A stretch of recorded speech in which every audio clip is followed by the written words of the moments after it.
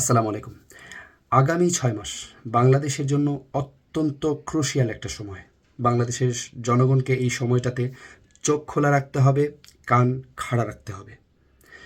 বাংলাদেশের জনগণ একসাথে দুটো ভোট দিয়েছে গত কয়েকদিন আগে, এবং এই দুটো ভোটে একটা ভোটে তারা আজ কাদের সরকার দেখতে চায় সেটা সিদ্ধান্ত জানিয়েছে।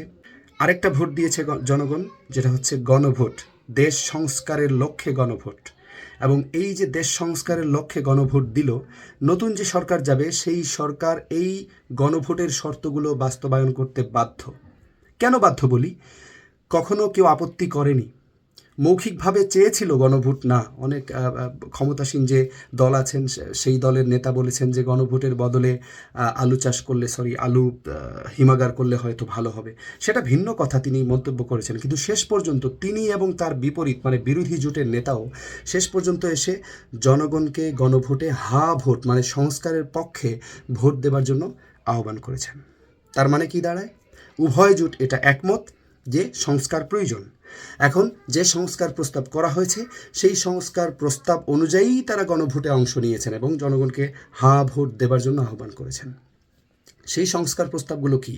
আগামী 180 দিন, মানে 180 দিন বলা হয়েছে, 6 মাস।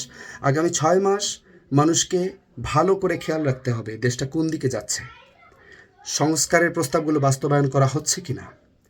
সংস্কার করতে চেয়েছিল পূর্ববর্তী সরকার, কিন্তু বাধা দেওয়া হয়েছে তারা চেয়েছিল রাজনৈতিক ঐক্যমতের ভিত্তিতে সংস্কার করবে, কিন্তু রাজনৈতিক দলগুলো ভিন্ন ভিন্ন মত দেয়, গণভোট পর্যন্ত গড়ালো এবং জনগণের মত নিয়ে নতুন যে সরকার গেল তাদের উপর এটা ন্যস্ত হলো সংস্কার কিভাবে, কখন, তার কিভাবে করবে, এবং সংস্কার তারাই করবে।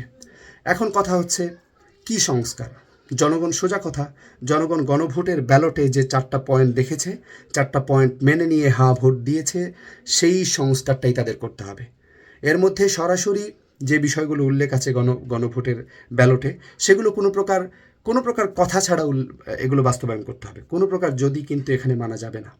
তারপর আরও যে সংস্কার প্রস্তাব টোটাল ছিল হয়তো 82 বা 84টা, এর মধ্যে 30টা সংস্কার প্রস্তাবে, 30 অথবা 32 হবে, এই সংস্কার প্রস্তাবগুলোতে সকল রাজনৈতিক দল কিন্তু একমত হয়েছিল। বিশেষ করে বিরোধী দুটো মানে কি বলে, যে প্রধান যে দুটি জোট, সেই প্রধান দুটি জোট এখানে একমত ছিল।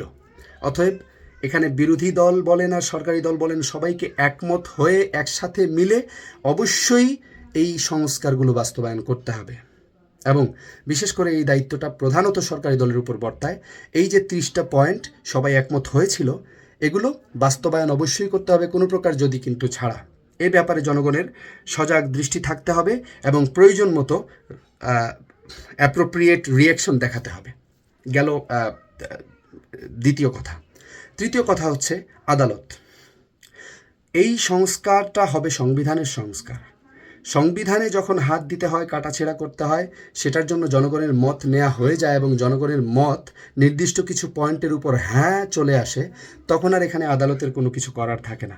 এখন যদি কেউ চায় যে আদালতের ঘাড়ে বন্দুক রেখে আগের মতো করে সেই চিরাচরিত নিয়মে বাংলাদেশ বা উপমহাদেশে যেটা চলে আসছে, আদালতের ঘাড়ে বন্দুক রেখে যদি গণভোট নিয়ে কোনো ধরনের উল্টাপাল্টা পায় তারা কেউ করে, এই যে কোটি কোটি মানুষ গণভোট দিল, তাদের ভোটকে যদি কোনো প্রকার অবমূল্যায়ন করে কোনো সরকার, কোনো রাষ্ট্রীয় ক্ষমতাসীন কোনো দল, তাহলে তাদেরকে জনগণ দাঁত ভাঙা জবাব দিতে সময় নেবে না।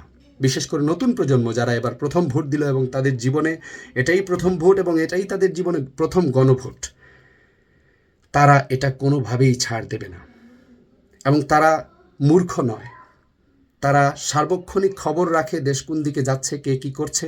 কোনো প্রকার সাময়িক উত্তেজনা ছড়িয়ে তাদেরকে অন্যমনস্ক করা যায় না, সেই দিন চলে গেছে।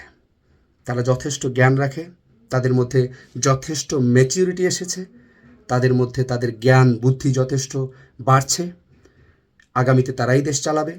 কাজেই এখানে কোনো প্রকার 6-4 বুঝ দিয়ে তাদেরকে সরকার কখনো বুঝ দিতে পারবে না, তাদেরকে ম্যানেজ করতে পারবে না। সো অবশ্যই সংস্কার প্রস্তাবগুলো বাস্তবায়ন করতে হবে, কোনো প্রকার যদি কিন্তু ছাড়া। সবাইকে এ ব্যাপারে চোখ খোলা রাখার অনুরোধ করছি, কান খাড়া রাখার অনুরোধ করছি এবং প্রয়োজন মতো রিয়্যাক্ট করার অনুরোধ করছি। সবাই ভালো থাকুন। আসসালামু আলাইকুম।